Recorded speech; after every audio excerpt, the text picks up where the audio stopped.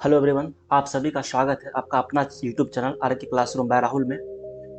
तो चलिए हम लोग बढ़ते हैं आज का अपना वीडियो की ओर। अगर आप लोग को वीडियो अच्छा लगे तो लाइक कीजिए, शेयर कीजिए और कमेंट कीजिए और चैनल को सब्सक्राइब जरूर कीजिए। तो चलिए हम लोग बढ़ते हैं आज के अपने वीडियो की ओर। फ्रेंड्स, आज का हमारा वीडियो है, देखिए ये आपका रैंडम वेरिएबल्स का प्रोबेबिलिटी स्टैटिस्टिक्स जो चैप्टर है उसका एक यूनिट है रैंडम वेरिएबल्स, उसका ये क्या है आपका छठा वीडियो है। इससे पहले हम 5 वीडियो अपलोड कर चुके हैं, प्लेलिस्ट में पड़ा हुआ आप लोग जाके देख सकते हैं। उसमें हम सारा कुछ कवर कर चुके हैं जितना आपके लिए इंपॉर्टेंट है। तो आज का हमारा वीडियो है, आज का हमारा अगला पार्ट क्या है, मोमेंट जनरेटिंग फंक्शन, उसके बारे में आज हम लोग समझेंगे। तो आज का हमारा वीडियो छठा वीडियो जो है तो मोमेंट जेनेटिक फंक्शन के बारे में। देखिए सबसे पहले हम लोग क्या समझते हैं, तो मोमेंट के बारे में कुछ बात समझते हैं जो कि जो आगे हम लोग यूज हो सकता है। तो क्या कहता है, देखिए the rth moment of random variables x about any point, किसी पॉइंट के लिए क्या कहता है मोमेंट जो होता है। देखिए तो किसी पॉइंट के लिए यहाँ कह रहा है हम लोग फाइंड करने के लिए क्या इज डिफाइन एज, इसको समझते हैं क्या कहता है। देखिए यहाँ क्या कहता है, expected value of x minus a, जो पॉइंट दिया हुआ है उसको हम क्या करेंगे एक्स से माइनस करेंगे, उसके ऊपर पावर क्या है आपका आर पावर है। देखिए समझिए बात को, क्या कह रहा है किसी एक पॉइंट के लिए, किसी पॉइंट चाहे वो पॉइंट ए हो चाहे बी हो, आपका कोई एक पॉइंट होगा, आपको जब पॉइंट का वैल्यू दिया होगा तो क्या कहता है ये आप ई क्या हो गया एक्सपेक्टेड वैल्यू हो गया। तो expected value of x minus a की पावर में क्या है आर है, क्या मतलब आपका आरथ मोमेंट, अगर आरथ मोमेंट फाइंड करने कह रहा है, जो मोमेंट कहेगा पावर वो आ जाएगा, आरथ कह रहा है चाहे nth मोमेंट कह रहा है, जो भी कहेगा आपका वो पावर में आ जाएगा। ठीक है, तो आगे समझिए और आगे हम उसको और एक्सप्लेन करते हैं। क्या कहता है the rth moment of random variables. ठीक है, आगे देखिए, देखिए x equal to expected value of x minus a के पावर में क्या है यहाँ आर है, ये पावर क्या है आपका आर है। तो देखिए समझिए यहाँ क्या कह रहा है, जो यहाँ पे आपको आरथ मोमेंट जो फाइंड करना है, सबसे पहले डिस्क्रीट के लिए क्या फाइंड करना है, if x is a discrete, अगर डिस्क्रीट है तब तो क्या होगा आपका summation of x minus a की power R dot probability of x. क्या है यहाँ पे डिस्क्रीट केस में क्या होगा, summation of x minus a, जो आपका जो पॉइंट दिया हुआ है, जो आपका स्पेसिफिक पॉइंट है, जो किसी पॉइंट के अकॉर्डिंग जो कह रहा है आपको, तो उसको माइनस करना उसके पावर में R into probability of X. समझे, अगर एक्स क्या है डिस्क्रीट है। और आपका कंटिन्यूस के केस में क्या होता है, देखिए आपको पता है रैंडम वेरिएबल्स दो टाइप का होता है, एक डिस्क्रीट होता है एक कंटिन्यूस होता है। तो डिस्क्रीट में क्या होता है वो पता चल गया आपको। अब कंटिन्यूस में क्या होता है वो जानिए, उसमें क्या होता है, देखिए इंटीग्रेशन कहाँ से कहाँ तक, माइनस इन्फिनिटी से इन्फिनिटी तक आपका जो लिमिट दिया हुआ है, उसमें क्या है एक्स माइनस ए, मतलब आपका जो पॉइंट है स्पेसिफिक पॉइंट उसको माइनस करना उसके पावर में R dot F of x. यहाँ एफ ऑफ एक्स क्या है आपका, तो आपका क्या हो गया प्रोबेबिलिटी डेंसिटी फंक्शन है यहाँ पे। उसके केस में क्या होता है प्रोबेबिलिटी मास फंक्शन होता है डिस्क्रीट केस में, यहाँ क्या आपका प्रोबेबिलिटी डेंसिटी फंक्शन है। ठीक है, तो इसके केस में ये हो गया। आगे देखिए एक बात और समझ लीजिए, यहाँ पे क्या आपको बार बार ई आ रहा है तो आपको पहले बता चुकी है क्या आपका एक्सपेक्टेड वैल्यू है। तो एक्सपेक्टेड वैल्यू क्या होता है, देखिए एक्सपेक्टेड वैल्यू होता है समेशन ऑफ एक्स, जो जिसका निकालना है x dot P of x, discrete case में हो गया। और आपका जो कंटिन्यूस केस में क्या होगा, तो इंटीग्रेशन होता है, इंटीग्रेशन ऑफ माइनस इन्फिनिटी से इन्फिनिटी तक x dot F of x है। तो यहाँ पर क्या हो गया कंटिन्यूस केस में हो गया। तो ठीक है, ये पहले बता चुके हैं इसलिए हम यहाँ दिए हैं ताकि आप लोग को एक बार रिविजन हो जाए। तो यहाँ पर क्या हो गया एक्सपेक्टेड वैल्यू आपको जैसे फाइंड करना होगा, तो आप इस तरह से दोनों केस में डिस्क्रीट और कंटिन्यूस रैंडम वेरिएबल केस में आप फाइंड कर सकते हैं। ठीक है, अब हम लोग आगे देखते हैं हमारा आगे क्या है। देखिए सबसे पहले हम जो इससे पहले जो हम लोग जाने हैं क्या, एक मतलब किसी पॉइंट के लिए, मतलब जैसे पहले दिखाते हैं आपको फिर से, यहाँ क्या कह रहा है आपको एनी पॉइंट, मतलब किसी पॉइंट के लिए आपको यहाँ पे आरथ मोमेंट फाइंड करना था। यहाँ पे देखिए आपका अगला जो पॉइंट है क्या कह रहा है आपको ओरिजिन के लिए, मतलब the rth moment of a random variables x about origin, मतलब ओरिजिन के लिए कह रहा है। इसको हम लोग कैसे डिनोट करते हैं, तो म्यू आर ऊपर डैश है, समझ गए। एंड डिफाइन एज, इसको कैसे डिफाइन करते हैं वो भी देख लीजिए। म्यू आर डैश डिनोट किए हैं equal to expected value of X के पावर आर।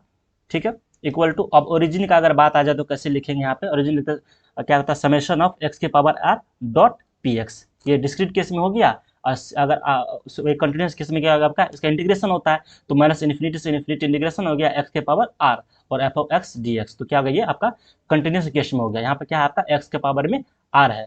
तो ओरिजिन के लिए अगर ऐसा रहे तो आपको इस तरह से इसको डिनोट करते हैं और इसके मतलब कि इस तरह से आप उसको सॉल्व कर सकते हैं, इस तरह से फंक्शन बना सकते हैं।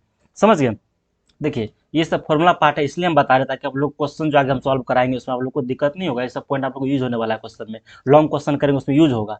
समझ गए, इसलिए सब बात पहले बता देते हैं।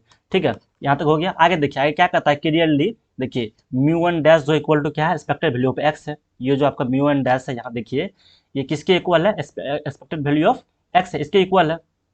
ठीक है, तो क्या कह रहा है it is also called called mean, इसको हम लोग मीन भी कहते हैं। क्या कहता है it is also called mean of random variable x, जो ये जो हो गया आपका म्यू वन, यहाँ वन जो है देखिए ये जो वन है यहाँ क्या है यहाँ आर है। देखिए ध्यान किया, और यहाँ पे क्या आ गया आपको 1 आ गया। तो अगर मान चलिए यहाँ आर था पहले से, यहाँ हम 1 कर दिए, आर की जगह फिर 1 आ जाएगा। बात को समझिए, देखिए यहाँ पे क्या है, आर है, यहाँ अगर हम 1 कर दिए तो यहाँ भी आर है, तो इसकी जगह 1 आ जाएगा। तो अगर देखिए यहाँ जब म्यू आर की जगह 1 आ गया तो आपको क्या हो गया, एक्सपेक्टेड वैल्यू तो ऑफ एक्स क्या हो गया, यहाँ पे आर तो हट गया। तो इस जब ऐसा हो तो क्या कहलाता है, it is also called mean, ये मीन कहलाता है रैंडम वेरिएबल्स।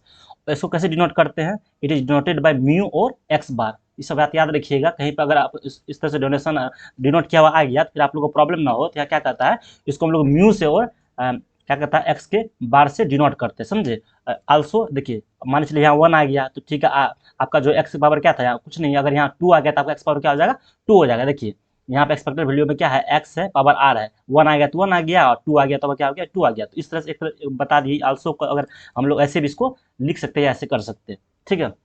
चलिए आगे देखते हैं, आगे क्या कहता है, the rth moment of random variable x, बात को समझिए क्या कर रहा है यहाँ पे, the rth moment of random variables x about the mean. अब मीन के अबाउट कह रहा है, देखिए इससे पहले हम लोग सबसे एक पॉइंट के अबाउट देखे हैं, उसके बाद ओरिजिन के अबाउट देखे हैं, अब हम लोग क्या किसके अबाउट देख रहे हैं, तो मीन के अबाउट देखे, इसलिए हम मीन वाला टर्म पहले लिए हैं। मीन क्या होता है, किसको आप मीन कह सकते हैं, तो क्या कर रहा है, अबाउट द मीन, ठीक है।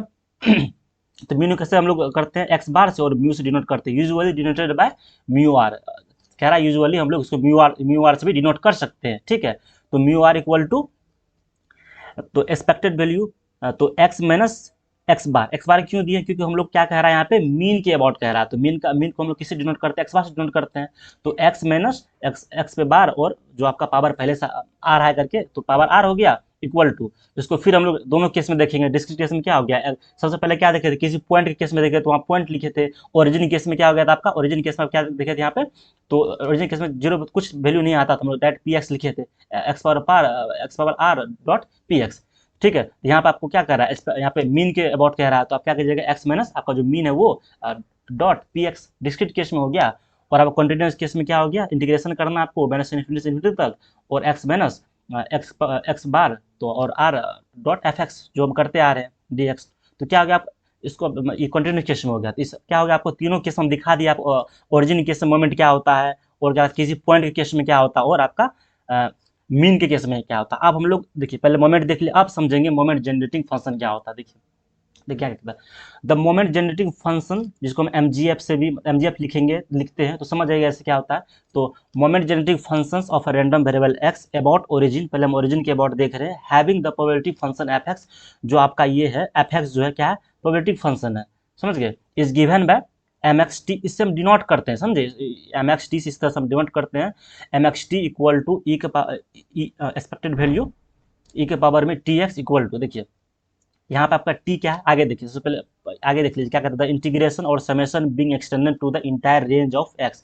जो हमारा समेशन है, जो इंटीग्रेशन है, उसको हम एक्स के अकॉर्डिंग जो है ना, उसके एक्स के अकॉर्डिंग क्या करेंगे, एक्स के अकॉर्डिंग वेरी करेगा, एक्स के अकॉर्डिंग हम सॉल्व करेंगे, जहाँ पे T being the real parameter, ये जो टी है आपका क्या है, रियल पैरामीटर होगा, मतलब कोई भी रियल संख्या होगा, समझ गए, ठीक है। देखिए फॉर्मूला समझिए क्या कहता है, M X T equal to E के पावर ई इंटू ई के पावर में टी एक्स, ये ई वाला ई जो है आपका एक्सपेक्टेड वैल्यू है, ये दूसरा ई है, तो ई के पावर में एक्सपोनेंशियल हो गया, तो ई के पावर में टी एक्स हो गया इक्वल टू। तो आप देखिए डिस्क्रीट केस में आपका ये वाला हो जाएगा, और कंटिन्यूस केस में आपका ये वाला हो गया। देखिए यहाँ पर हम लिमिट नहीं दिए, इसलिए नहीं दिए क्योंकि जो आपका एक्स होगा, जो आपका ये एक्स है, जो एक्स जो वेरी करेगा वही इसका लिमिट हो जाएगा। अगर एक्स माइनस इन्फिनिटी से इन्फिनिटी कर रहा है, ठीक है, या ए से बी कर रहा है, तो ए से बी आपका लिमिट हो जाएगा, समझ गए। तो इसको आप इसको याद कर लीजिए, ई के पावर में T x dot F x for discrete, और उसके बाद इंटीग्रेशन में यहाँ समेशन है, यहाँ इंटीग्रेशन हो गया, ई के power T x dot F F x D x for continuous, ठीक है। देखिए अब आगे देखिए क्या कहता है, इन जनरल, अब आगे समझिए, in general the MGF of random variables x about the point A, इससे पहले हम ओरिजिन देख लिया, पॉइंट ए के अकॉर्डिंग देखते हैं, इज डिफाइन एज कैसे, एम एक्स टी अबाउट ए, तो क्या हो जाएगा, देखिए यहाँ पर हम लोग क्या था, ओरिजिन केस में क्या था, ई के पावर टी एक्स है, यहाँ पर क्या हो जाएगा, एक्स माइनस ए हो जाएगा, जो भी पॉइंट हमारा होगा, हमारा यहाँ क्या है, पॉइंट ए है तो ए के अकॉर्डिंग एक्स माइनस ए हो गया हमारा, अगर पॉइंट बी है तो एक्स माइनस बी हो जाएगा, अगर मान लो कि कुछ और पॉइंट है, मान लो कुछ और पॉइंट देगा तो उसके अकॉर्डिंग देख लेंगे, समझ गए। तो इस तरह से हम लोग मोमेंट जेनेटिक फंक्शन सॉल्व करते हैं, फाइंड करते हैं, इस तरह से उसको सॉल्व करेंगे। आगे देखिए, आगे कुछ प्रॉपर्टीज आप लोग इसको याद कर लीजिएगा, प्रॉपर्टीज क्या है उसका। देखिए पहला प्रॉपर्टीज है M C X T equal to M X C T, मतलब ये जो वाला टर्म है आपका यहाँ आ सकता है, तो इसमें क्या कहता है, सी बीइंग एज अ कांस्टेंट, सी क्या है आपका कांस्टेंट है, समझ गए। देखिए ये तीन प्रॉपर्टी तीनों आप याद कर लीजिए। यहाँ क्या कहता है, if X and Y are two independent random variables, क्या कह रहा है आपका, अगर एक्स और वाई आपका दो इंडिपेंडेंट रैंडम वेरिएबल्स है तो इसको कैसे लिख सकते हैं, तो M of X plus Y T को आप कैसे इसको सेपरेट, देखिए यहाँ पे प्लस में है तो मल्टीप्लाई में सेपरेट होगा, तो उसको M X T dot M X Y T लिख सकते हैं। ये आपका प्रॉपर्टी है, जिसको आप याद कर लीजिएगा। सब इसमें आप आपको प्रूफ नहीं बता रहे हैं, ताकि आप सिर्फ हम लोग सवाल में इसको यूज करेंगे, इसलिए हम बता रहे पहले। एक और प्रॉपर्टी है, क्या कह रहा है, let Y equal to A plus B where X is random variables with moment generating function M X T. ये क्या है, मोमेंट जनरेटिंग फंक्शन है। देन तो क्या कहता है, M Y T equal to क्या हो जाएगा, एक्सपेक्टेड वैल्यू ई के पावर टी वाई। तो टी वाई का वैल्यू क्या है, वाई का value A X plus B है, इसको आप पुट कर दीजिए, इसको सॉल्व कीजिएगा। सॉल्व करके आपका क्या आ जाएगा, ये देखिए ई के power B T dot M X A T. तो इसका मतलब आप इसके जगह पे डायरेक्ट ये यूज कर सकते हैं, आपका प्रॉपर्टीज कह रहा है। समझ गए, इसको आप लोग देख के समझ लीजिएगा और क्या कहता है याद कर लीजिएगा, आगे आप लोग को ये सब 2 मार्क्स क्वेश्चन में डायरेक्ट आ सकता है। तो क्या हो गया, ये आपका प्रॉपर्टीज